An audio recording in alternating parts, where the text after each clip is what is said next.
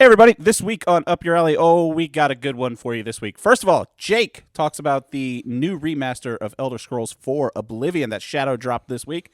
We're going to talk about the Japanese skateboarding show KASSO, and then we're closing out All Affleck April strong with reviews of both The Accountant and The Accountant 2.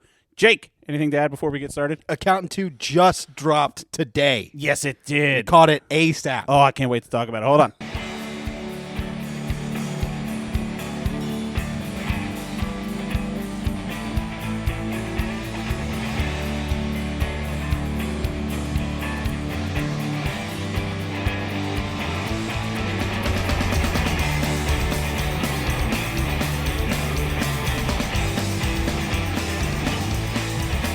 Another post-movie podcast in Jake's house. Second one of All Affleck April. Yes, sir. Oh, I'm so excited to be here. Hey, everybody. Welcome to the show. If it's your first time listening, thank you for tuning in. Be sure to like and subscribe and do all that good algorithm stuff. My name is Taylor. With me, as always, is my best friend, Jake Baggett. Say hi, Jake. Hi, buddy. It's a show where we recommend things to each other. We come back the next week and grade them on a scale of 1 to 3 based on how much it is up our individual alleys. Again, this week we're talking about Jake's recommendation for me, the Japanese skateboarding competition show KASSO, which we both watched on YouTube.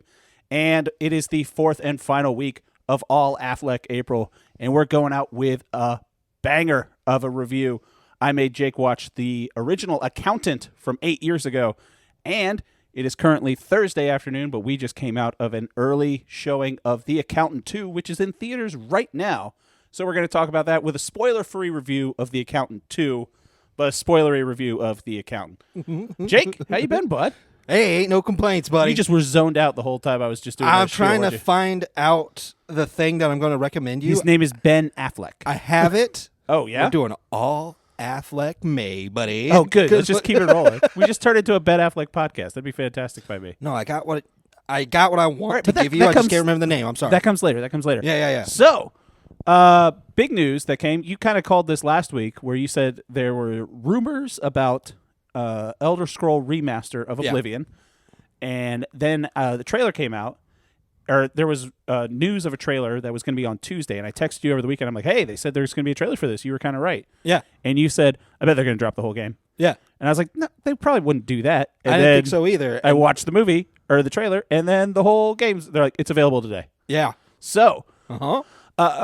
Jake has mentioned before, he loves the Elder Scrolls game. I believe, if I'm not mistaken, Morrowind, which is 3, is your favorite. Yeah. But you like Oblivion as well. The only one I've played is Skyrim. Uh-huh. Except after I played Skyrim, I went back and tried to play Oblivion, but it was a much older and felt older. And I'm interested in what you felt was holding you back from enjoying Oblivion. It was or just to keep you going. just the gameplay and the dialogue, and it didn't look as fun. That's everything that I love about it. You know what it was? No dragons. Right No off the bat in dragons. Skyrim, you get dragons, and I'm in. You didn't find a single Oblivion gate, huh? No, never got that far. I literally Same played thing it. that happens with dragons, where the first couple times you're like, "This is awesome." You're gonna be like, "Oh my god, another Oblivion gate." Well, yeah, it's basically like I got into Skyrim because people told me that I had to put in a couple hours into it, and I got really in depth, and I just never had that push in Oblivion. Like I was just like, no, I'm not going to do it. But Jake's here with his how many hours you got into it? I don't know, probably 10 hours or so. So you gave up Sits on in it? Blueprints. Yeah, Yeah. basically when it Did you came get out. to the 46 room in Blueprints yet? No, Oh, you got to go back to it, man. it's gonna be hard. I'm still but I finding agree. fun stuff in Blueprints. I'm literally following around NPCs in Oblivion right now, Mm-hmm. and I'm having time of my life. So here's what I have questions about for that. Some of the quick reviews that I've seen, just like IGN on my Instagram feed, and quick reviews of it, and Game Ranks, another great YouTube channel. They do a series whenever a game comes out that's like before you buy this. Yeah. Especially on Game Ranks, their big thing was they said if you like the jankiness of Oblivion, like they purposefully remastered this with some of that jank still in the game. It's Looks beautiful. when we talked about it, I saw was looking at here it, and at your house when we just walked in. Yeah. I saw it. Looks gorgeous. yeah, you said remaster, and I was Yeah. like, it's got to be a remake because of how it looked. Right. It's After Unreal playing 5. it for a while. It is. They've specifically made sure that it is understood to be a remaster, Right. because everything feels the exact same thing. It's weird conversations that people are having. Like I was talking before, I was just watching one guy walking around, and he'd walk up to guards and be like, "I'm too busy to talk," and then he'd walk away and talk to another person. "I'm too busy to talk." I was like, "This guy's great." Yeah. So I follow him around for a while until he's like, "Hey, you, meet me after midnight." I'm like, Weird. "Yeah, that's my dude. I want to follow you to wherever you want to go, buddy." They did say in some of the reviews that exploits and things that people are aware of that know the game, they purposefully didn't nerf any of those exploits. That you could there's use. a somewhat famous line in there where they didn't. There's a line read that they keep both. Takes in so I saw this on an Instagram reel. Like she says a line like, "Oh, the thieves came in and did this," and then you the hear her NPC say, says, "I could do Hold it on, again." I could do. Let me take that again." And then she reads the line again, and she that reads was it again. in the final cut of the game. Yeah, and they kept it in. And I don't know if it's intentional or if it's an overlook, but what they're doing is basically, here's Oblivion again, just a little prettier, Right. a little more approachable, and like that's Little quality of life upgrades. yes, definitely. Yeah. Leveling up doesn't feel as random as in like if you don't know what to do with your points, you know, it feels also a little faster. Yeah. It feels more approachable, I would say, to my memory of what Oblivion was when I was younger. And See, that's kind of the thing I like about the concept of remastering games that seems to fall flat sometimes. Is I think the whole point of it is to kind of recapture that feeling when you first played the game. And there are very few remasters, I think, that have pulled that off. Because, like, they did the, what was it? The Mario 3D All-Stars. And they're like, oh, you know, these things are changed. And I was like, it doesn't feel like I'm playing Super Mario 64, even though that wasn't like a straight remaster. Or they did like a Golden or a Perfect Dark thing on Xbox. Right. I think it was for the 360, but I played it on the most recent Xbox. And it was like, oh, it's a remaster of Perfect Dark. And I was like, yeah, but it doesn't remind me of how I felt when I played the original Perfect Dark, even though the original Perfect Dark was a, you know, N64 game. Yeah. So do you think it gives you that same sense of gameplay where you're like, this is what I was waiting for? it's fun because it's the gameplay now to me compared to Skyrim, it's more of a focus on systems than it is on gameplay itself. Okay. You know, you're not looking for perks or how when you level up, you're looking for something that gives you the advantage now. You know, it's more like when you work in alchemy, your potions get stronger. Never did that in Skyrim.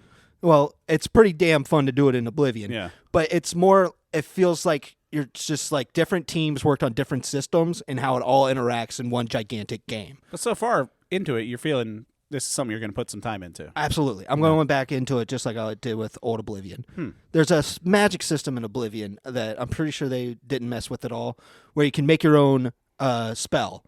And the best thing that you can do is you can make a spell that makes people weak to fire and does fire damage. And then you just have a gigantic, strong spell. That's a win-win. Yeah. Yeah. It's wonderful. It's these systems that people create, and they're like, and you just destroy them. You just break them. Huh. See, that's a little more of the role-playing aspect of like a tabletop Dungeons and Dragons game. a little bit. Where it's like because you can find the exploit and the game is built in to, like, that's what I really liked about Almost. Balatro, almost, is there are exploits in Balatro when I was like... I don't think it's as thought out as Balatro. Well, I know what I'm saying is that the designers know there's a way that you can really wreak some havoc on this game. And that's what it's people have fun intentional. with. Where, like, I was talking to my boss about it, who got it as well. And he was telling me about all these exploits that he can't wait to do because that's how he played it when he was playing it back on 360. And I was talking to my other boss, and me and him were playing it the same way. We're just going to be stealth archers that walk You around. can really tell that Jake works in tech if he didn't already. When he just said, my other boss also is playing Elder Scrolls Remastered. He's not doing construction, if anyone wanted to know. We're having fun. Yeah.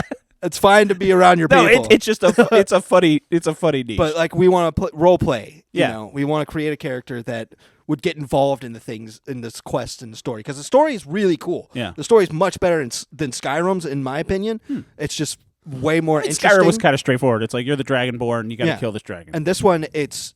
Do you know the story? Yeah, I guess you know. Ural Septim comes through. I know your prison. You kill the emperor dies. Well, he comes through and he's like, "Oh, I had a dream about you." He's like, oh, you were in my dream. I'm going to die. Oh, see, I don't remember that part. I'm going to die because I see you. I also think I He's like, hey, here's the thing. I want to give you my amulet. He's like, I don't know what's going to happen, but you need to find out if there is some heir out there that is mine because there is nobody to claim the throne after I'm dead. And I am going to die. And isn't that the one of the jump-off points from Skyrim 2? Is like after that emperor dies, there's the war? Skyrim comes in, I guess so, the Stormcloaks and the others. I can't remember. The Imperials. Yeah. Yeah. I'm not sure. Probably. Huh. Probably something to do with it. I don't know. So you think it's $50, which sadly is a good price for a game now. 50 smackers. Yeah. Don't worry. Worth I it? bought the horse armor edition, so I got So the $10. yeah, tell people that. Isn't that the best? Because that's a mythic thing about Oblivion is they Like- say it's one of those what do they call it? Not a canon event, but they talked about it in Into the Spider-Verse. Something that needs to. I think it was a canon event. It's a Something that linchpin. needs to happen of video games. Where like video games, this happened. It's something. It's what people jokingly say when Harambe died. We entered the darkest timeline. But like some people say, the horse armor in Oblivion set video games down a path from which it'll never return. Interesting because like I was a part of the group of people that were like, I'm not spending $2.50 on horse armor. Which is what it was. It was the That first is game that ridiculous. had a quote unquote microtransaction. Well, just You purely cosmetic, $2.50 single player. It had no point other than addition. to look cool Yeah. and to prove that you paid And I was $2.50. like, they're just starting to nickel dime something that they could have just given to us. It was an original meme coin. They're not just giving it to us. Yeah. And then here we are, almost 20 years later. Yeah. And they're like, hey, guess what? You can get some horse armor. And I'm like, yeah! Now, like, because of that, now, like, Monopoly's like- a casino with Chris Pratt in their commercials and nonsense like that. Everything's just gone It feels full like a capitalism. good bookend to do this horse armor I mean, thing. you have to at that Because point. they were like, here, and buy the limited edition, it comes with the horse armor that you can It comes get. with it. And it was like, yeah, and it's like, they know exactly, it feels to me they knew exactly the hand that they were playing. Because they were like, oh, you guys were so mad at us at the beginning. Right. But here we are in the market decades later. Right. And you're just doing it anyway. It was like, this game feels like a very deliberate choice in a lot of ways to release it now. Because if you're like, and it releases next year, everyone's going to be playing Grand Theft Auto 6. You can't release next year. You It's think gonna release later. It's done. Everybody's Let's get it out while getting They, good. they're like, yeah, get it out there. And By they're the way, also did you saying, see the trailer for Ghost Yote? no, I didn't. October. But I'm also saying That's really narrowing Okay. the window for Grand Theft Auto Yeah. 6. So Grand Theft Auto 6 is probably going to be after October. But they were. It's probably going to be in October. Would be my guess. They were just. This is like a call to return for them. yeah. Being like, we saw the direction that we were taking it with Fallout 4 and with our space game that Jake can't remember the names. Starfield. Starkerfield. When we saw what you guys thought about that, Uh-huh. here's our game that was a lot of numbers and a lot of systems. Is this what y'all want? We put in a little quality of life into it. Right. Go back and enjoy that Oblivion experience. So I'm of two minds of whether or not I want to play this game. I'll probably end up getting it. Maybe not in the next week or two. But on one sense, the GameRanks review that I saw said if you've never played it before, it's a new Elder Scrolls game. If you've Yeah. been waiting for Elder Scrolls 6, you're going to like this. Yeah. If you liked Skyrim. I would have to agree. Because Skyrim is by and large their biggest hit in this franchise. But I'm afraid because everyone's talking about what a great game it was, how it was, revolutionary when it came out, and everyone says, "Oh, it has all the expansions already built in." That's the same energy that I walked into Witcher 3 with, Yeah. and didn't like Witcher 3. Yeah. Everyone's like, "Oh, but it has the That's whatever most interesting to me, too. because wine you're and like, blood expansion." You're a and big I'm like, fan of Skyrim. not a huge fan of the Fallout game. Not a huge fan of Witcher 3. No.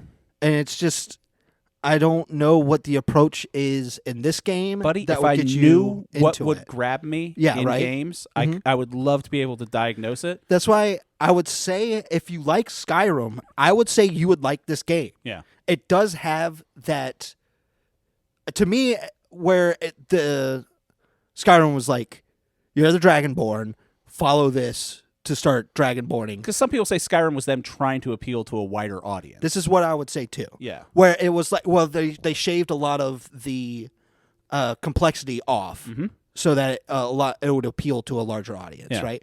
And I would say I would agree with that to an extent, and I would think Oblivion coming back. I think they're putting in a little bit more complexity instead of just shaving off just a little bit of the complexity, so that you can enjoy it without being overwhelmed by the systems as some people were. Yeah. To me, these games are role-playing games. It's create the character that you want to create, as stupid as it is or as overpowered as it is, go out there and just start fucking around, and you're probably going to have a good time. The game really responds well to how you want to play it. I like that. That's what I would say is I think my that's favorite one of the things I about didn't like about Witcher 3. It's like, no, you have to use this I would sword for say- this. You have to use if you Right. fighting a person, you got to use this sword. If you're fighting a monster, you got to There's use still silver sword. You have to use silver to attack the ghosts. Right. Ghosts only hurt silver and magic. So Yeah.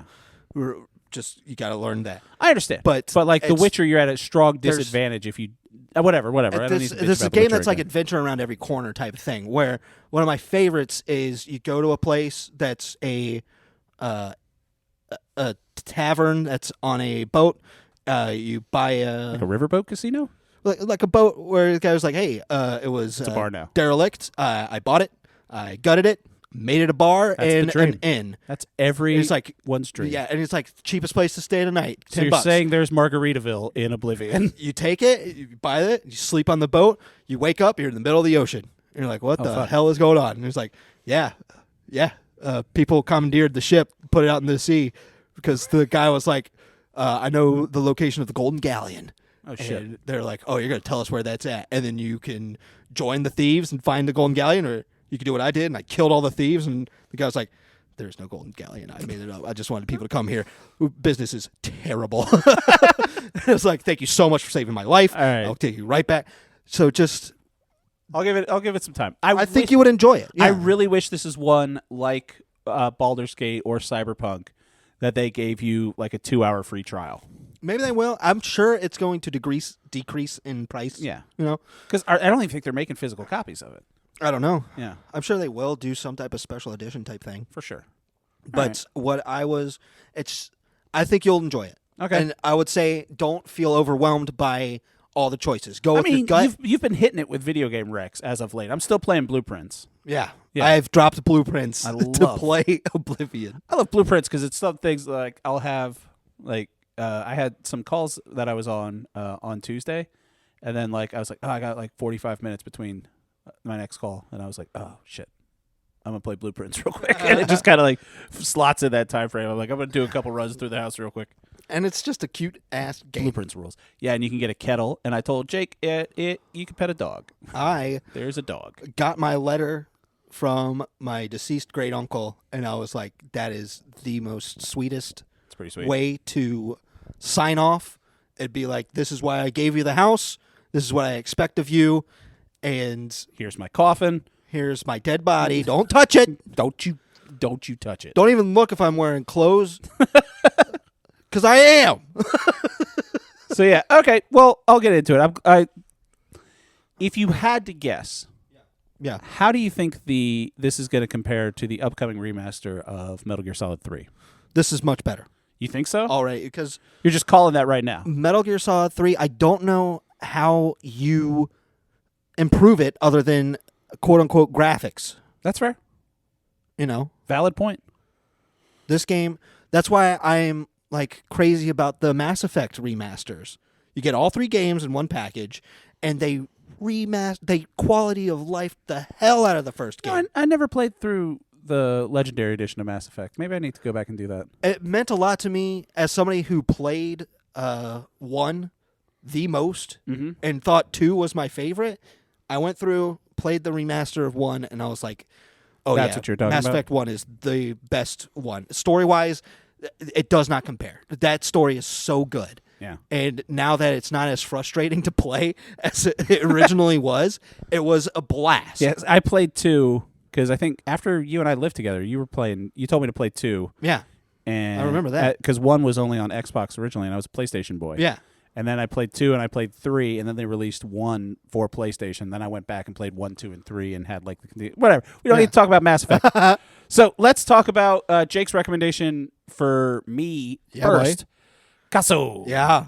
KASSO. My life on YouTube is I just scroll through sometimes and I see a thing that says KASSO and a lot of Japanese text all over it and a guy doing a skateboard trick. Yeah. And I say, what is that? I'll give it 5 minutes to see what it is. And it's awesome. So what is KASSO, Jake? KASSO is American Ninja Warrior. Nope. Japanese American Ninja Warrior, Yeah. if you will, with skateboards. Was Ninja Warrior originally Japanese as well? Yes, it was Okay. called Sasuke. So that's why it was American Ninja Warrior. Yes. The Japanese version, is it better than the American version? 100,000 times better. Because I got to tell you, the Japanese did, when the Americans tried to do Iron Chef, Yeah. what the shit? And so because It's not great. And Alton Brown's there, and I love Alton Brown. what I love about the Japanese version is that sometimes there's no winner. Yeah. In an American style, there has to be a winner. Otherwise, people complain because they're little piss babies. Yeah. In Japan, they're like, no, you got to beat this. If you don't beat it, you're not the best. Yeah, see- We've done tests. It can be beaten. Yeah. If you're not beating it, you're not the best. So here we are. It's like that in Iron Chef, too. Like Iron Chef, Yeah. they'd be like, the secret ingredient is rotted fish. And the American one, they're like, oh, no, what are we going to do? The American one, there's like, the secret ingredient is cheese. And they're like, oh, no, how am I going to use cheese in a dessert? Some kind of cheese cake? I don't know what I'm going to do. I'll with look any of over this. and Bobby Flay's making a cheese taco as well. Bobby Flay sucks. Did you ever see What the am I show Beat Bobby doing? Flay? No, but that was inspired by Iron Chef. Was it as well? Because he was one of the first American celebrity chefs on Iron Chef, and he thought he got a raw deal. He fucking would. It's a pump a stick. Anyway, so this is like a Ninja Warrior style, except they have skateboarders. So it's a couple rounds. So instead of an obstacle course that you would go through with like jumps and hangs to pull yourself up on, tests of endurance and things like that, they were obstacle courses where you would do skateboarding. And it's not. So I haven't watched all of these. I think there's 8 episodes out. So from what I gather, there's episodes 1 and 2, which were from last year or 2 years ago. Yeah. And then it was on hiatus. This is from TBS, the Tokyo Broadcasting System. Yeah. And it's not like a competition show like they're doing tricks and they're getting rated. No. It's starts with a downhill, and you got some obstacles. You got to go like weaving in and out. You've got some quick ollies you have to do. No tricks are required other than ollieing Yeah. and a basic grind. Yep. And it just get to the bottom the fastest. Yep. And then the second round, for at least the first one, was this incline or declining thing that turns and narrows sharper and sharper. So you got to get as far down on the ramp as you can before you fall off Sick. into the water. And then the last one is you got to go fast, and then you got to go extra fast and get under a door before it closes like Yeah. Indiana Jones. Yeah. And Very from- cool scenes out of that bad boy. From the jump, I was just like, I'm in. Yeah. It is. Okay, so I'll tell you this. Skateboarding, obviously, American thing. Yeah. The Japanese. California thing. I don't New York as well. want to. Well, California was more like vert and bowls, and New York was Yeah. like street. I don't want to paint with a broad brush, but I think it's widely known anthropologically that Japan is a culture of refinement. Like, I don't know what this means. no, like they'll take something and they're like, how do we make the absolute best version of this on a technical level? Okay. Because, like, you look at it from there's great Japanese single malt whiskeys. A bunch of distillers point. from Japan Honestly. went to Scotland, and they're like, how do we do this? Yeah. And they're like, how are we going to make the best version of this? Nobody talks There's about some Japanese places whiskeys in Tokyo that are the highest ranked pizza restaurants in the world. Wow, I didn't know that. Yeah, because they're a culture of refinement. Also, I think they just won a competition in coffee as well. But you make a great point because I knew about the Japanese single malt Yeah. whiskeys. But anyway, so what I'm saying is since it is that culture, and unlike America, where American culture is mainly based on success and results, there's very Buying out the little guy so that you can probably there's very kidnap their daughter or something so that they close down so Yeah. that you can buy their place and then the competition is gone. right, and you're just hurting out. And then you could go back to being like, who cares how much rat feces is in there? You're going to eat it, big boy. And then sometimes you go and you kill the Pope. Yeah, and then you leave. Oh, shout out the Pope. Shout out to the Pope. R.I.P. Whoever the next Pope is, Rest in hope it's Pope. Pizza Balla. You know what? We really missed the point on the number one streaming movie right now is Conclave. And I Number was two, like, I saw The Accountant this morning. It was number 2. The Accountant was number 2? No, or Conclave was number 2. Yeah, Conclave was. Well, we really missed the boat by doing Conclave too early. So Go back and watch our Conclave I'm just saying episode. we should have either waited to how Conclave. much we were not into the Pope dying. Right. It was a bummer back then. Yeah. It wasn't funny at all. Like, the vice president didn't even do anything. We didn't even make a joke about it. What a dipshit that guy is. Yep. Second in command. Okay, sidebar He doesn't before we know get back how to into order a KASSO. donut. This is a funny thing that I did. So the president had his physical or whatever, Yeah. and he came out and it said he's 6'3", 227 pounds. Wow. Okay, so I'm not a small man. I would be like, but I'm not like morbidly obese either. We're both big boys. Yes, perfect example. Colloquially in the South, we would be, oh, what's he like? He's a big boy. Yeah, we're He's a big boys. Mm-hmm. Yeah, it's not a carnival show. Rotund, as I like to But say. if they're like, hey, we need a third for this like relay race, we need an anchor, they're not going to be like, let's get Taylor and Jake to help us out. We're big boys. I'm 6 foot and I walk around about 270.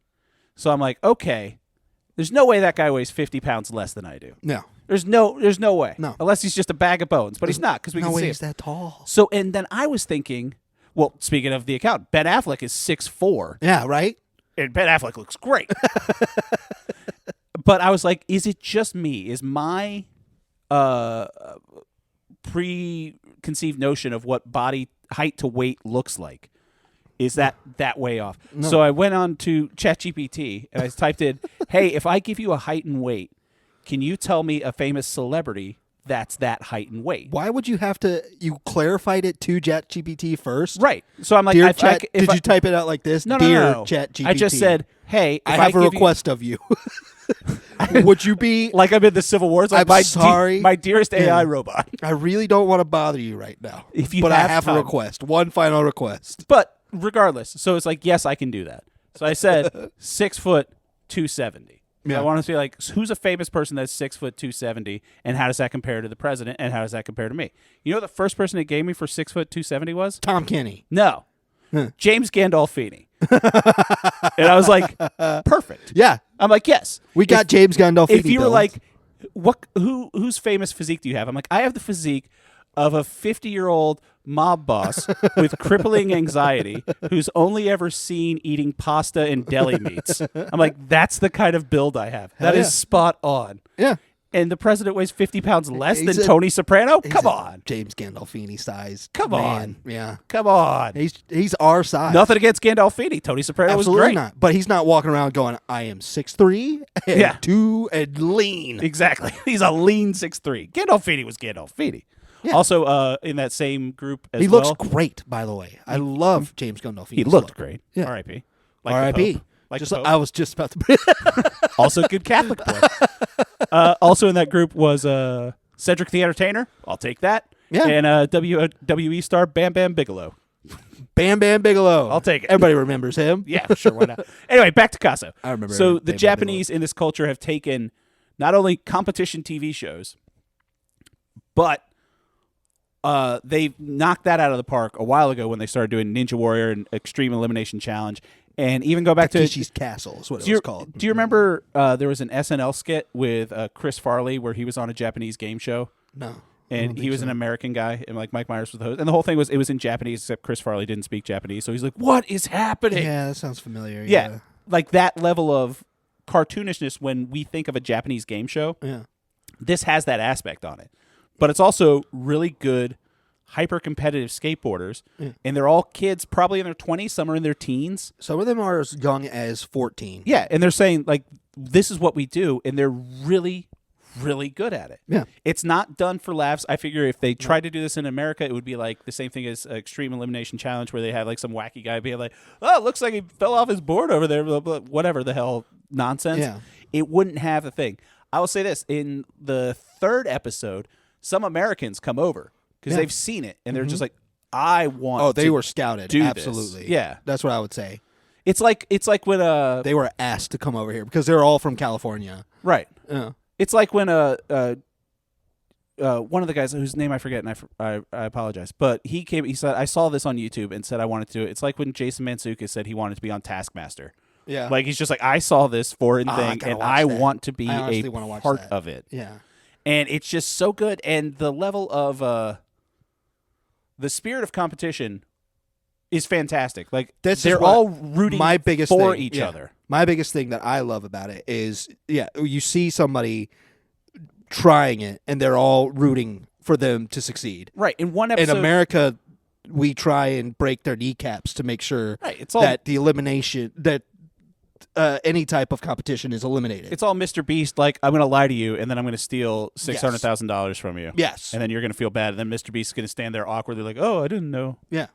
This is going to happen. It's built off of betrayal, and hurt, and this stuff is like, I'm just here having a good time. Because everyone's doing the same course. Like in one of I think it's the third episode, they have they call it the origami, where it's a downhill course that's like the aggro crag, that kind of polygonal thing. It's got very sharp. And you have to skate angles down it. And they're having conversations. So, like, I think you should go up. And the guy's like, all right, well, I'm going to try to go this way and just go fast. And then he flies off into the water. And he yells back at people. He's like, that wasn't the way to do it. Don't go like that. Yeah, and there's times when they're doing the big, long rails. Have you watched those yet? Yeah, the slidey rail where it's the roller coaster. Yes. Yeah. That thing is so awesome. So dope. And it's all over water. And then they jump into a hot spring afterwards. The furthest they get is like 28%. Yeah. You know what I mean? Yeah. But people have Except for done one the dude whole pulled thing. Out like a 76. Yeah. It was dope. That stuff is awesome. And then after none of them, like you said about Ninja Warrior, where like no one completed it, no one completed that. And then the next day, everyone was there trying it again. Yeah. Because they're like, I want to do this. The spirit of it. My favorite was Hayate Kamimura from the first, because he was in the first episode, the second episode. You have to give me their nickname. Is it Old Roots, New Roots? Classic and Crazy. Oh, I'm a huge fan of Old Roots, and then New Roots. They bring in some ladies. Yurin Fuji. The Stairmaster? No, the fearless skater chick. Oh, damn. But anyway, so she was great, but then she gets on the roller coaster, and she does like 8%. And you're just like, oh, no. That's a bummer for you. And then she just jumps right up. And I will say one of the announcers was kind of shitty one time. I forget what episode it was, but it was a guy who was just kind of showboating a little bit, going downhill, and got going too fast, and he fell. And the announcer was like, he is not skating to his potential. And I was just like, oh, shit. That's true. That's some Ghost of Tsushima, like Lord Shimura shit. Like, that is not the way, Jin. I just thought that this show, I think you would enjoy it just because. Oh, it's a 3. It's a hard 3. It's just a wonderful watch. It's just it's watching KASSO. people working hard to reach their potential is more fun than seeing how better somebody is than somebody else. And I will say that's probably a lot of the extreme sports what I culture would as well. say? Is it's very collaborative. Yeah, I would say so because there's less betting going on. Yeah, that's what my theory is. A lot of people aren't betting on these things, right? So there's not a lot riding on it other than how good are you at this. I will say the grand prize is if you win and that's the thing is everyone can win a grand prize. Like KASSO is Japanese for slide. I googled that. Ah, nice. So it's like everyone's like, this is Hayate's KASSO. It's like, it's his slide. And everyone has a chance to win the $1,000,000 yen prize, which is about $7,400. Not bad. Not bad. Not bad at all. Not bad. $7,400 for a weekend work. Yeah. But when they're asking people, what are you going to do with the prize money? Hayate was just like, I will fly to America and show them what I can do. There was another guy that's like, I will go drinking with my friends. It's like, you're really two sides of the same coin. Absolutely. Yeah, that's fantastic. I think $1,000,000 yen is the perfect prize amount. Sounds like a lot. It is a lot. Listen, we give people $1 million from shows like Deal or No Deal, which is just like pointing at a suitcase and a hot lady. Boring. And sometimes if you're on that show, you get to be princess. So I don't know what that means. Meghan Markle, she was on Deal or No Deal. Oh. Yeah. So you get to be princess sometimes. Sometimes things work out. Sometimes things do. For the people hired on the show. Nobody who's a contestant. That doesn't work out for you. Yeah, I think a couple people want $1 million. I don't know. $1 million. I feel really bad for the banker because they made him a bad guy when his whole job is to be like, let's make a deal where we both walk away happy. Yeah. And they're like, you scumbag. You piece of shit. It's like, it comes down to $1 million and $1 is just like, look, I'll give you $500,000. That's even more than half. Yeah. And there's like, you son of a bitch. How dare you? No deal. So KASSO is a hard 3. Absolutely. That's KASSO, KASSO. Yep. Available on YouTube. Yeah, And it's great. It's still the other uploading. thing I'll say, immediately playing it on YouTube, it started playing it subtitled. Yep. Or no, dubbed. Oh, for real? I turned it off. Didn't want the dubs. I didn't know that there was dubs. You've almost taken me completely off of subs. You're welcome. Or dubs. It's just a thing with when I could see actual people's voices, their mouth moving. Yep. I can't do the dubs. Yeah. Animation, sure, all day I'll do dubs. Yeah. I would have to agree. Yeah. 100%. Mm-hmm. Have you seen the new AI voice dubbing? No. You can change the mouth, Oh, thank God. so it looks better. Oh, thank God. Yeah. Finally, movies don't suck anymore. Yeah, thank God, movies are back. I couldn't watch a movie when they were speaking French because I don't just walked out of a understand movie French. theater screaming, "Movies are back." Yeah, but that was different. Yes. I didn't know that they used AI to make sure that Ben Affleck looked as autistic as possible. Nope, that was all him. He's just a great actor. So let's get into my double recommendation. Jake was nice enough to put up with a double recommendation this week. Absolutely. It's the finale of All Action, All Affleck April. Yep. Finally, And Jake, an action movie. Triple Frontier was an action movie. Yeah, that's fine. Yeah, The Town was an action movie. I wouldn't qualify either one of them as action. Changing Lanes was a mental action movie. But so Jake watched The Accountant 2 or The Accountant this morning, and then went and saw The Accountant 2. So he doubled Yes, up sir. on Accountants. Had a double feature. Accounted 2. I recommended this because, one, I was planning it the whole time because I knew this was coming out today. How serendipitous, right? Buddy, when they announced that it was coming out in April, and they announced that back in like October, Right. I was like, this is the plan. Right. I was going full Din But Djarin. we've been This doing is- All Affleck April before that. Listen, Right? I texted you this because GQ. Ben Affleck's been doing the interview rounds. He was at GQ, the sit down, and we're going to ask you about all your movies thing. Hitting the media circus. He was on Good Morning America or Today Show or one of those things, and then he did Theo Von's podcast today. I watched that. He would not come on our podcast, Did you ask him? buddy. Yeah. What? I emailed his publicist. I got a automatic reply that she's out of the country. Oh. And she says, call or email this other person that works at the agency, sent them 2 emails, called them Nice. to the point where I said in an email, I am willing to travel at my own expense. Oh. I have had money squirreled away in case I got a phone call that says, can you be in Los Angeles tomorrow? I was planning on going. But he'll sit down with Theo Von. He'll sit down with Theo Von. I guess. He's got the number 3 podcast in the world, I guess. He's got millions of people listening to his dumb talk. I think there's 3 more dumbs you missed. Probably. But regardless, I tried to make this happen. That's amazing. I'm hoping that when The Accountant 3 comes out, if we're still doing All Affleck April, we'll hit it again, baby. we'll hit it again for the threequel. Absolutely. It's gonna because be we great. all know the score that I'm giving this bad boy. It's a hard 3. All right. It's threes. Double across threes. the board. Double threes. Count 1, 3. Count So- 2, 3. Recap. The Accountant. Ben Affleck's The Accountant. He's autistic. He does illegal accounting, but he also had, I guess we'll start with The Accountant 1 and just spoil that. So spoilers Yeah, for we The decided that Accountant. we're going to spoil The Accountant. So, It came out 8 years ago. Yeah, skip ahead. It's on Amazon. I don't know, So 15 minutes.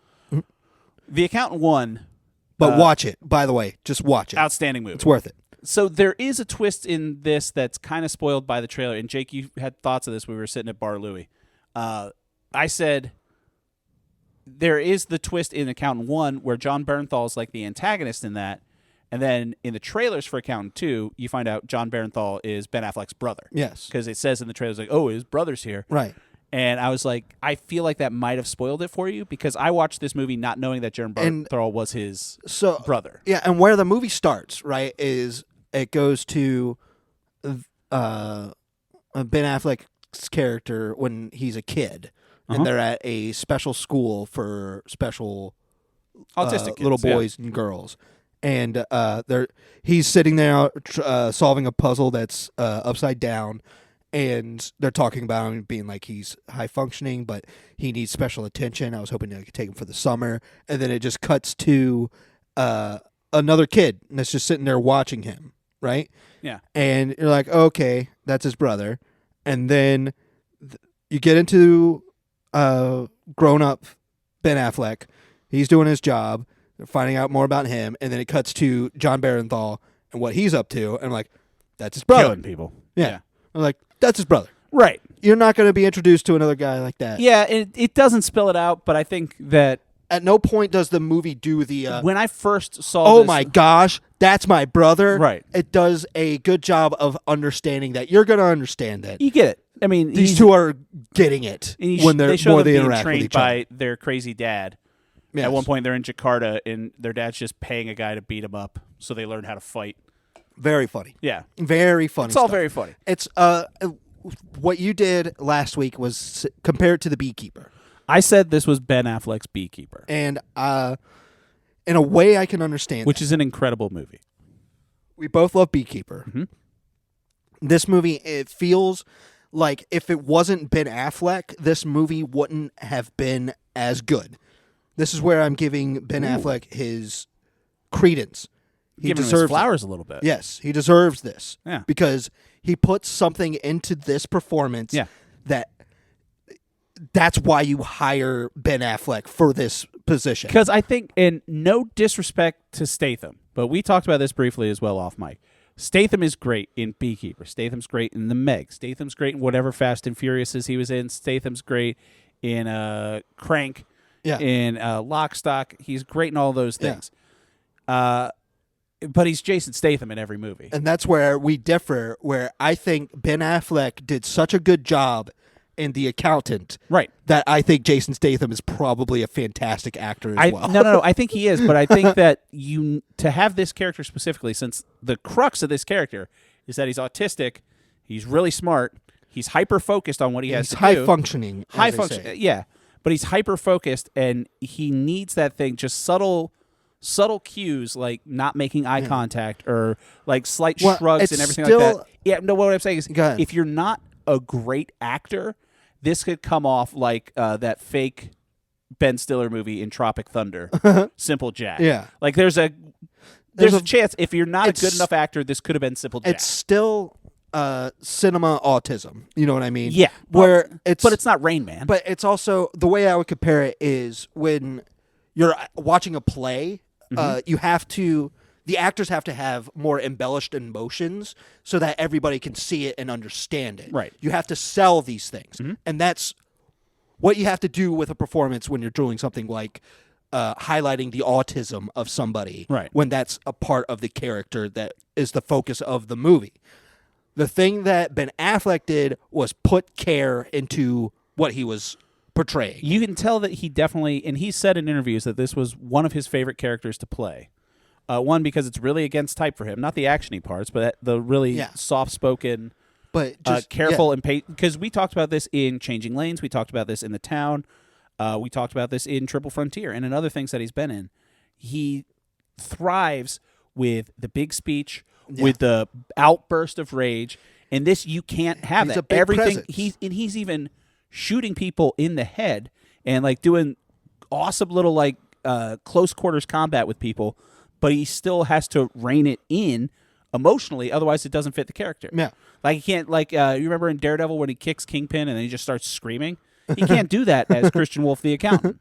Right. It And doesn't it's work. Good to have John Barenthal there Barenthal's great. as a wonderful reflection on the moments of action Yes. where And he Affleck could- is reserved and he is calculated. Barenthal is embellishing and just loving this stuff. He made it a career because he loves it, where Affleck made it a career because that's what he knows. Yeah. I will say this. This was a pairing up of a Punisher and a Daredevil. That's very true. And You know what? I didn't even think about that. Even though you even told me, I wish this was a Daredevil movie. Yeah. And I was like, oh yeah, that is the Daredevil. It was Punisher also getting in a just Ford F-150. Daredevil playing someone else with a different disability. I will say this. Ben Affleck, as much as I love him, he's better at playing autistic than he is at playing blind. He was not super convincing as a blind person. He did something for this role that made me feel like, because I'm a neurodivergent guy, and I felt like they were because it felt like you start watching it and you're like, oh, it's doing the autistic with superpowers thing. It's doing the Rain Man thing. Yeah. Where you're like, this guy really, he's so good at this stuff. He's so retarded, but he's good at what he does. It starts like that, but then you get to realize he has trauma in his past that makes him, because his father beat the shit out of him. He hired people to beat the shit out of him. Well, that was his way of, when he was a kid in the flashback, his dad was of the set. It's like, he's fine. Treat him like someone else. Treat him like every other kid. You got to toughen him up. Yeah. All this shit. That does. We just have to break him down more. Which doesn't work. It doesn't work. Turns out. It traumatized him. Mm-hmm. And so it's not mostly about his autism that makes him strong.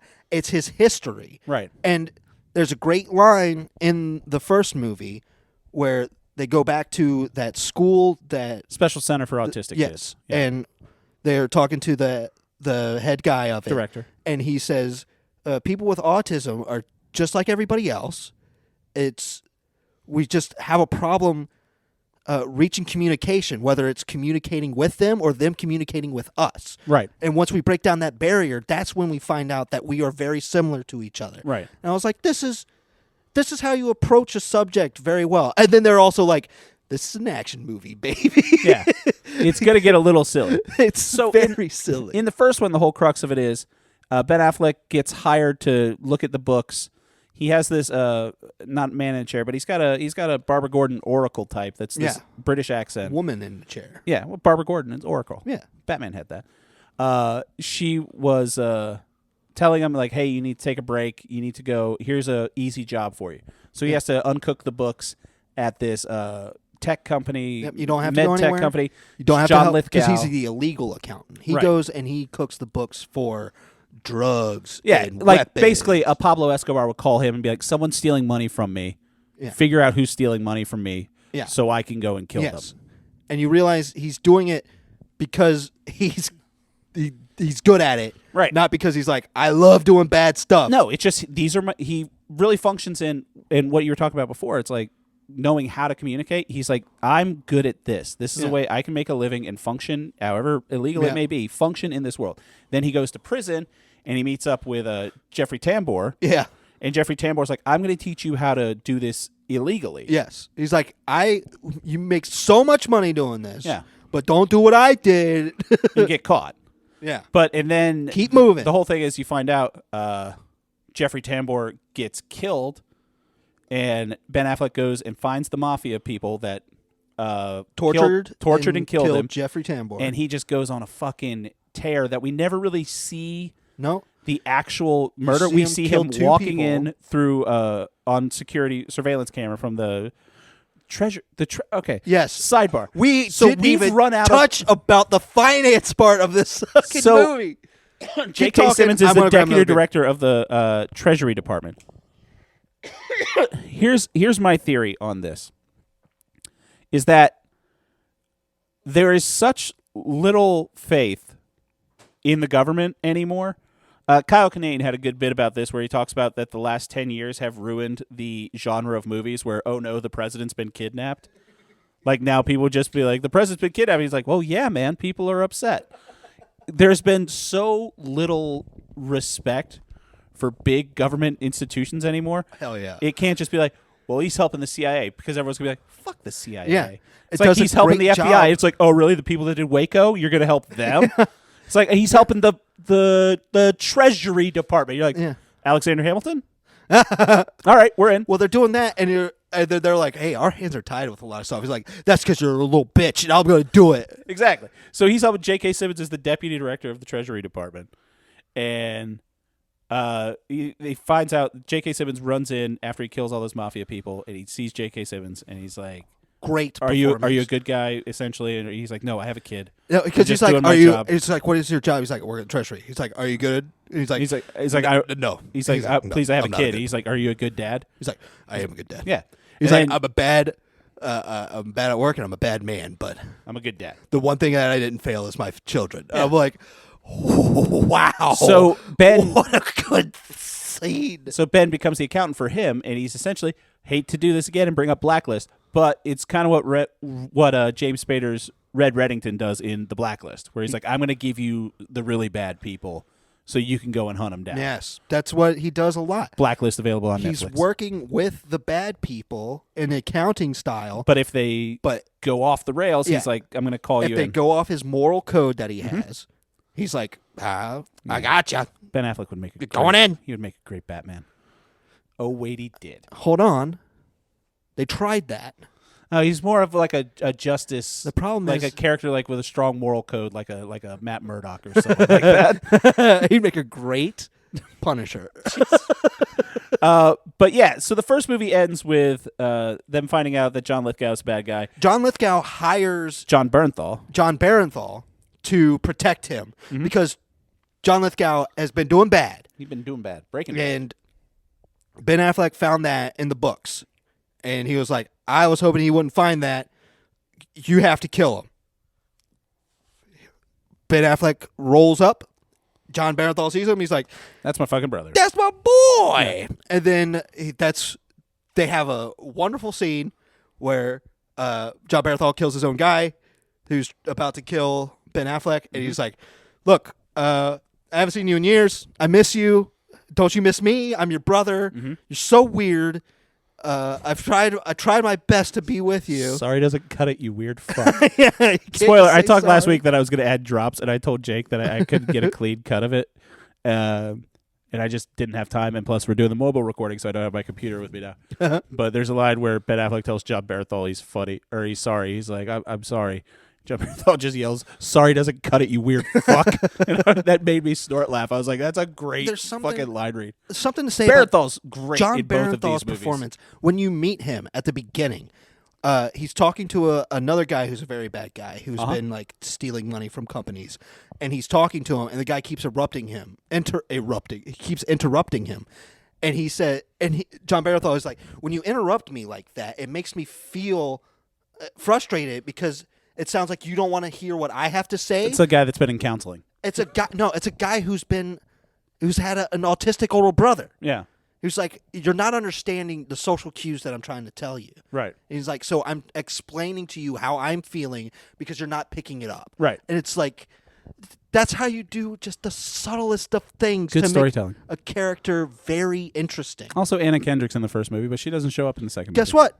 I love Anna Kendrick. So Anna Kendrick is in the first movie. She works at John Lithgow's company, and she's like their accountant. Yeah. And then Ben Affleck and her crack She's the one code. that starts to sniff and see. She starts scratching that there's that a itch. leak going on, and she finds out that John Lithgow's laundering money. He's the real bad guy. Yeah. John Barenthal convinces the fall guy to kill himself. And then when they're finding that out, John Lithgow puts the hit out on Ben Affleck and Anna Kendrick. Yep. He saves Anna Kendrick.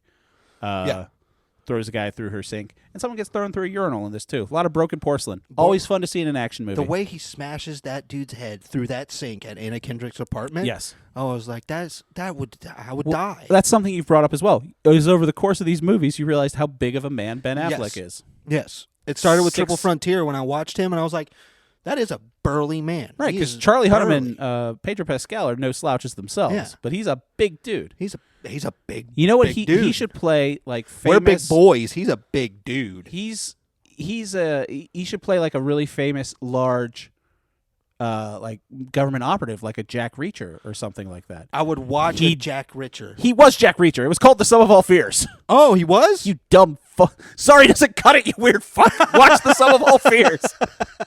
Yeah, he was the game. He was Jack Ryan before Tom Cruise, after Alec Baldwin and Harrison Ford. Yeah. Wow. It was good. Reacher. Yeah. Reacher. He's not as big as Reacher's Reacher. But I'm going to go back to try that show. That Reacher's might be playing Batman. I'm all for it.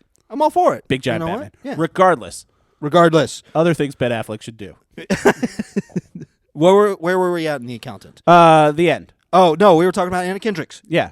Her involvement in it. She got used to him killing people real quick because he murdered at least 3 people. I'm pretty sure it was 4 in her apartment. Yeah, they got a hotel room, and she was like, my basement is flooded.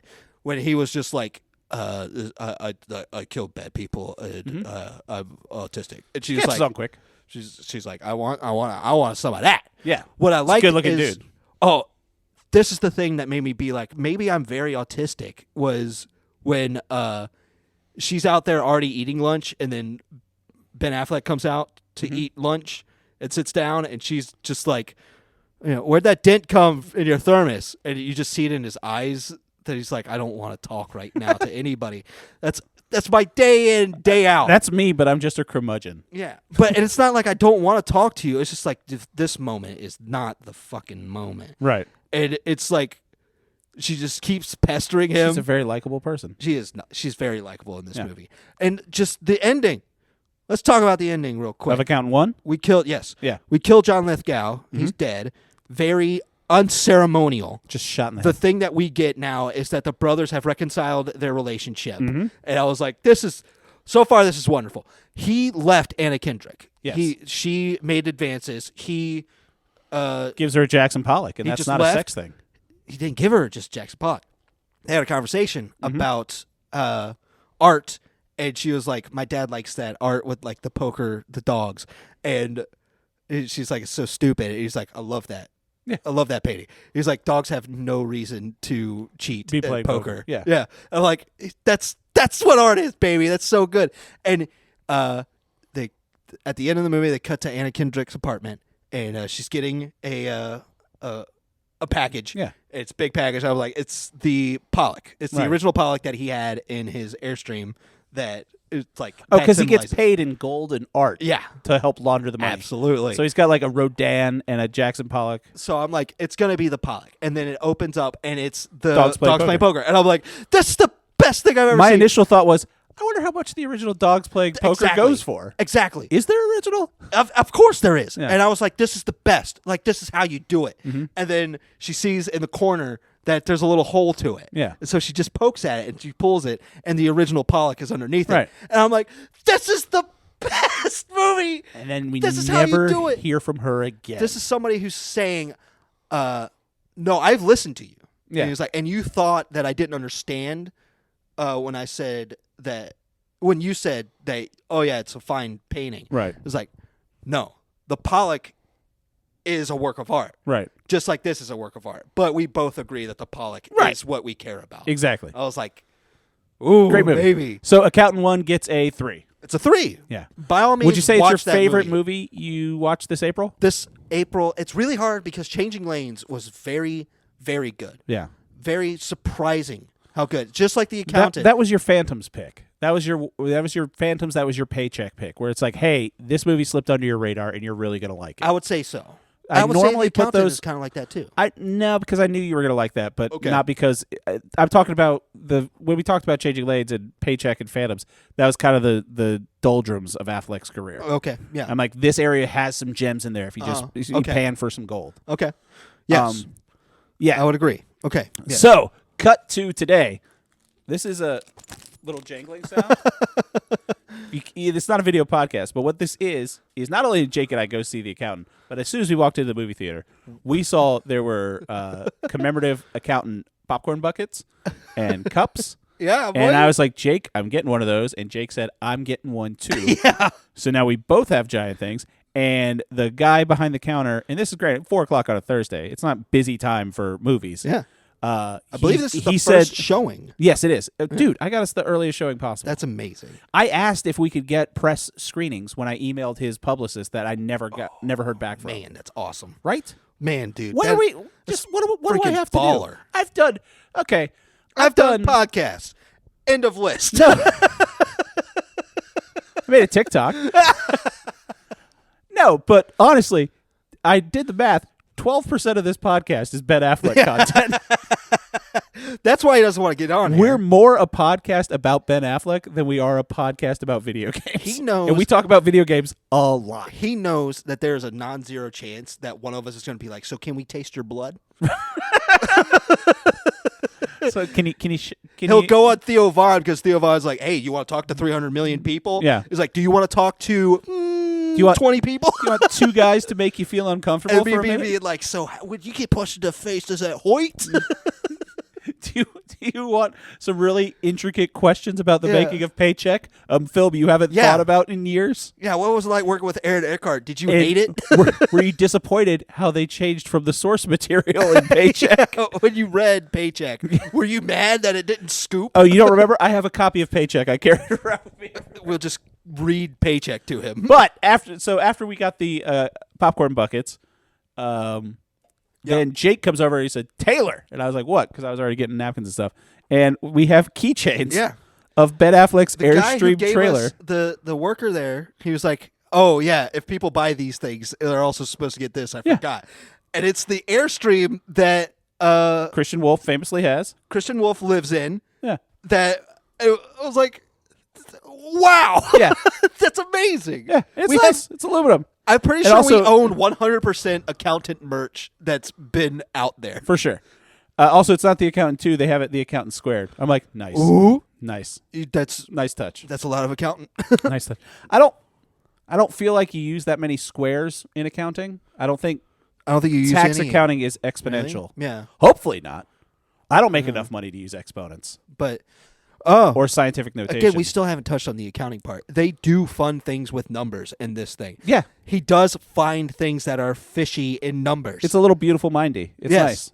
They do things where it's like, oh, where let's talk about accountant 2. They J.K. Simmons is got. He just got. Yeah, so he gets got, but then they also say no spoilers in this. We're not gonna that's spoil it. that's in the trailer. It says, "Oh, they killed him," but then they said that when they're finding out, trying to figure out who killed him, they was like, "Oh, he was almost out of money." I was like, "He's a deputy secretary of the Treasury. Yeah. How is he out of money?" Hookers. Well, I'm just like, was he the one honest politician that didn't insider trade Yeah. and just get paid off? Because it's like You don't have oh, enough power in that level right. to have any type It's like of he sway was to the get bribed. deputy secretary of the Navy. What does he do now? He gets paid $20 million to talk to Northrop Grumman Yeah. about how he could get more money into the Navy because his boss would go and get drunk and talk on Signal. No, those people deserve their spot. He's probably 6'2", 240. Sure. The defense secretary. Yeah. Yeah. Oh, yeah. Body by Bud. Fucking Gandolfini. Regardless. But this movie. Accountant right? 2 starts out. Starts Simmons out. gets got. Simmons gets got. Okay. So they have to get. Sad to see him go. I talked about this. I was hoping he was going to be in the movie more. He gives a great performance in the Yeah, first one. it's a good He's performance. great in everything. Exactly. Yeah. That was fine. Him and Whiplash still one of my favorite performances this millennium. Absolutely. Yeah. He's an amazing Whiplash. They start. He's like, find the accountant. And then Ben Affleck gets involved in the case that he was working on, which I give credit to this movie. It's not personal this time. No. And I do enjoy that.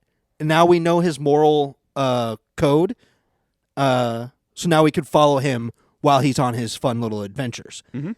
And one of the things that they do is they go to the case that he's working on. They go to the place that the woman was working. It was a Frozen pizza place. frozen pizza place.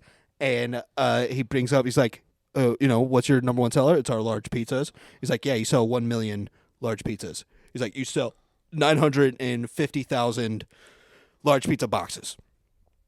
He's like, how is that possible? What do you do? He's like, by the slice. By the slice, that doesn't count it. I went through the numbers. That doesn't work like that. You're doing something with numbers. He breaks his finger. That's fun. And then he breaks his finger.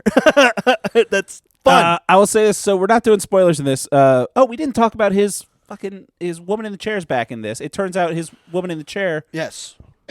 was at the very beginning when he first goes to the Autistic Institute. Yeah.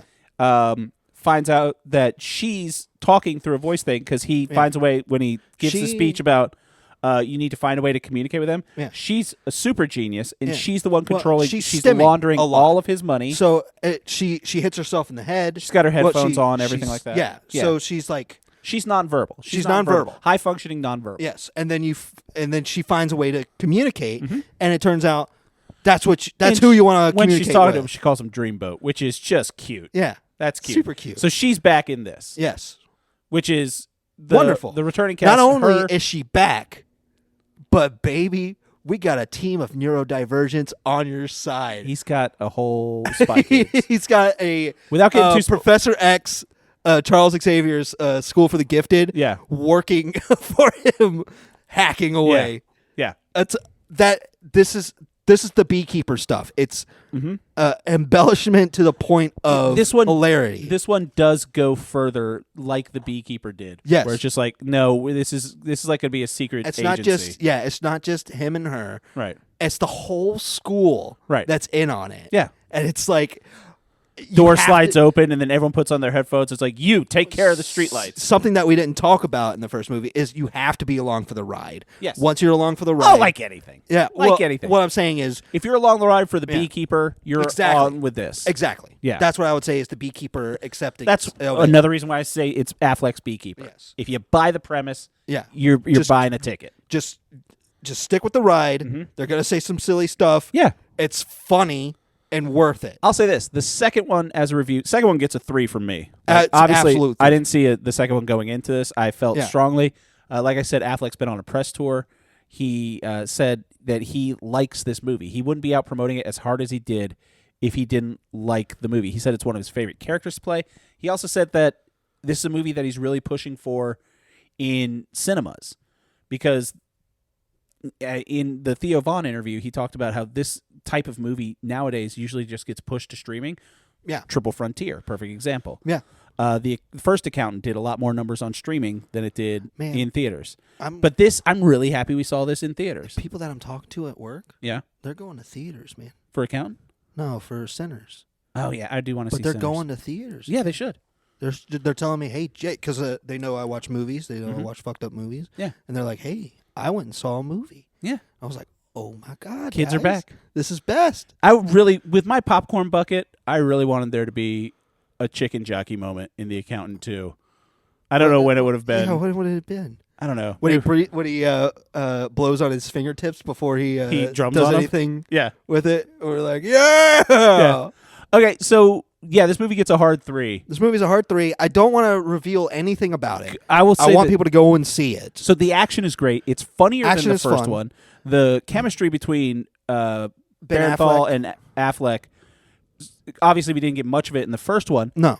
Top tier. Yes. Like they seem like they're best friends. John Barenthal gives into his performance everything. That's what makes these movies so worth watching is you're watching fantastic actors look at the silliness that they're working with and go, I can make it And good. I'll say this, also out of great performance out of Cynthia Adai Robinson, who plays the new Deputy Treasury Say Secretary. it one more time in your mic for clean. Cynthia Adai Robinson. There you go. Yeah. She played the queen on Rings of Power. She was fine. I Yeah. would say I'm not trying to disparage her. I would say that they just didn't do much with her. Going on the spoilers, movie. I thought there was a time when this was heading down a certain path, and I was like, I really hope they don't do that. Yeah. And then they didn't do it. Yeah. So Me I was too. Like, perfect. I know exactly what you're You talking know about. exactly what I'm talking about. And I was also like, good. But Barenthal, I think specifically, like Affleck works well with everyone too. Barenthal, they were acting so well together. It was like watching Affleck and Matt Damon. Like they seemed like they've known each other. It's like watching Affleck and Jeremy Renner. Yeah. They seem like they know each other for years. Yeah. And Barenthal just does that. Like Barenthal, when he's in The Bear, he does that. Yeah. Going him on the new Daredevil, like the old Daredevil, and then also the new Daredevil with Charlie Cox. He's got a great scene in like episode 3 with Charlie Cox's Talking Daredevil. about Born Again? Yeah. Oh, okay. And he's just like telling him, and he's going off because like in Daredevil Born Again, like all the cops, the bad cops have like Punisher tattoos. Yeah. Sick. Little heavy-handed. Wait. But was he like, stop it? yeah, he was like, these fucking idiots, they don't know what I'm talking about. I'm like, yeah, get him, John Barenthal. I mean, that's in the comic book as well. Yes, But it's but people like- don't read comics. People don't understand. They see a skull and go, that's cool, let's put a blue line on It's there. like, you're talking about the guy who uses guns to win? Yeah. It's like, no, that's... Yeah, like... Regardless, but Barenthal's great in anything. That God, he's I in. love the Punisher, there was and a I show. just hate that he's got this fan base. I hate it so much. I love the Punisher. What was that show? He was in a show that Frank was... Castle is such an interesting guy. He's not a good guy. No. He's just interesting. I follow him because I'm like, what is he going to get into? Did you ever see We Own This City? No. It's a miniseries with Barenthal. It's based on... We it's own same, this city No. with rock and roll. No, it's Baltimore. Own this city. It's Baltimore. But it's the same guy that did The Wire.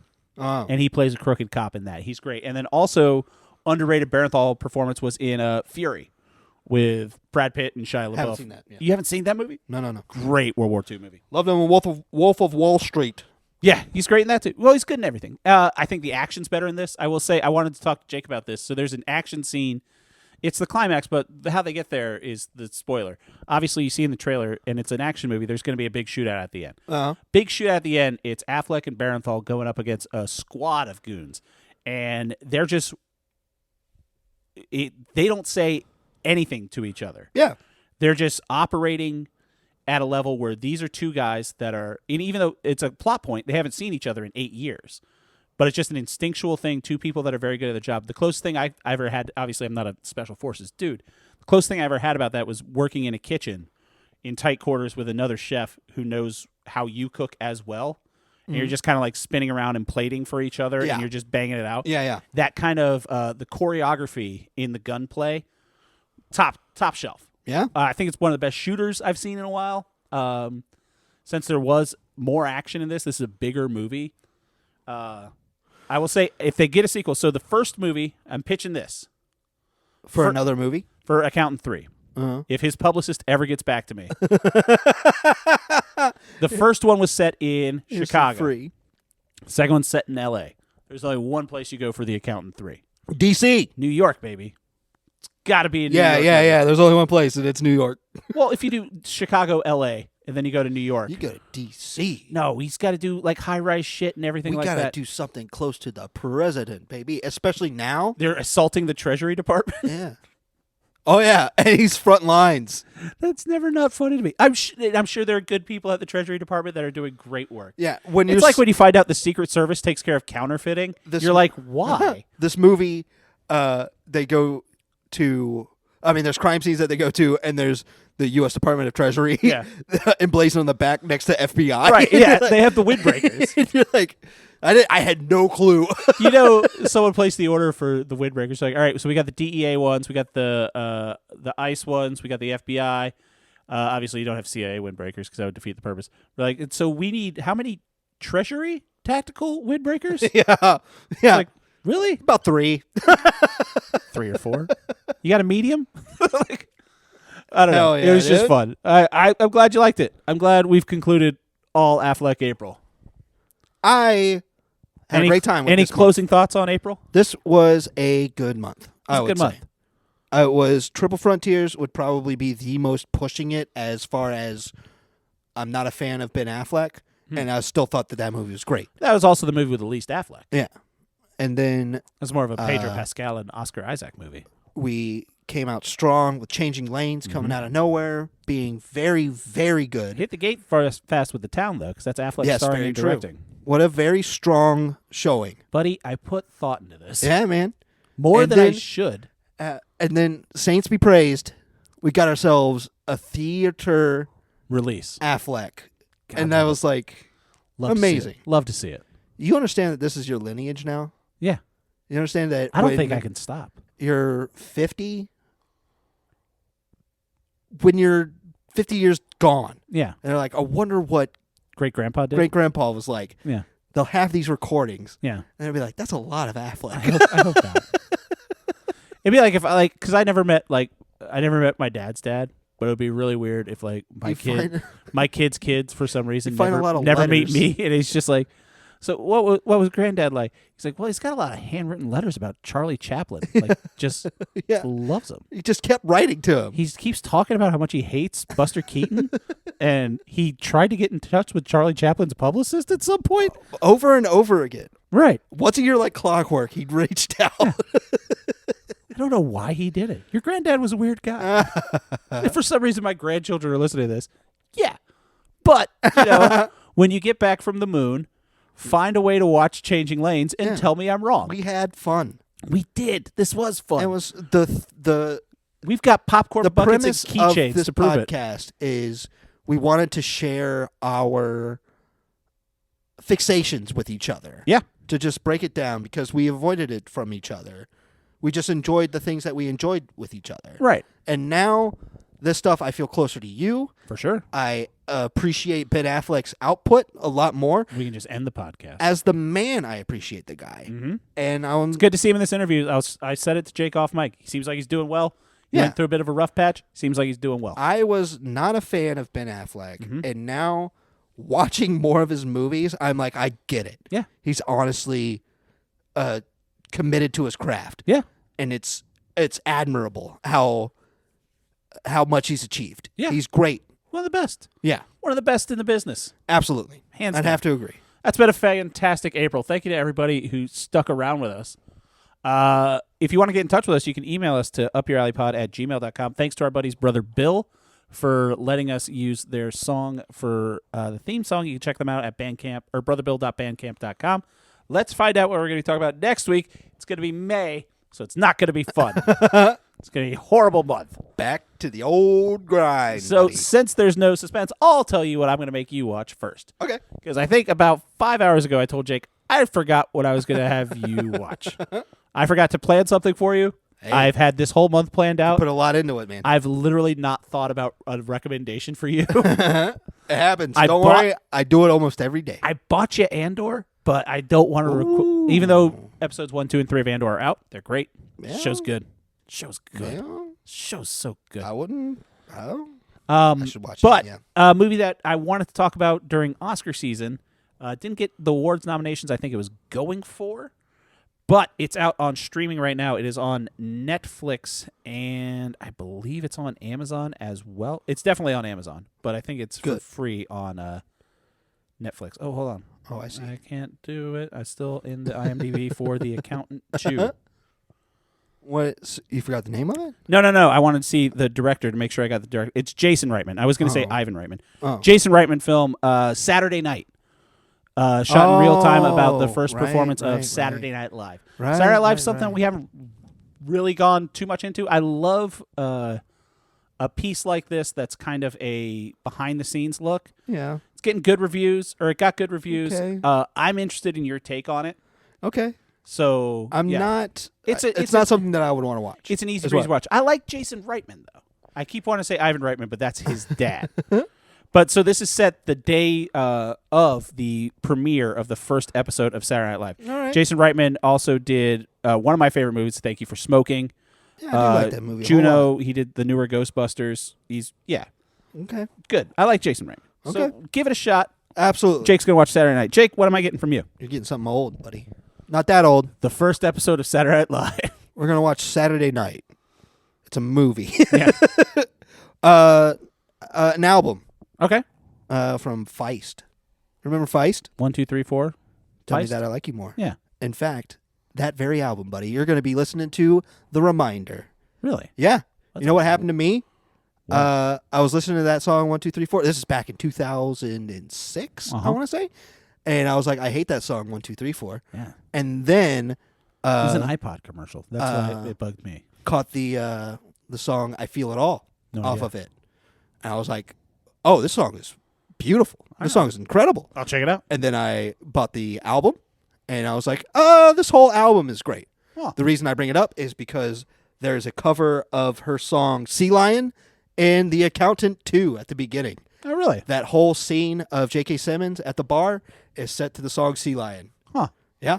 Oh, I did about The Accountant 2. He says his favorite song is Appalachian Spring by Aaron Copland. Yeah. You know what the subtitle of that song is? Simple Gifts. Simple gifts. Yeah, simple gifts. It's a gift to be simple. It's variations on a shaker hit. It's a very fun song for someone with autism to have as their favorite song because it's very technical and rhythmic, and it's a canon.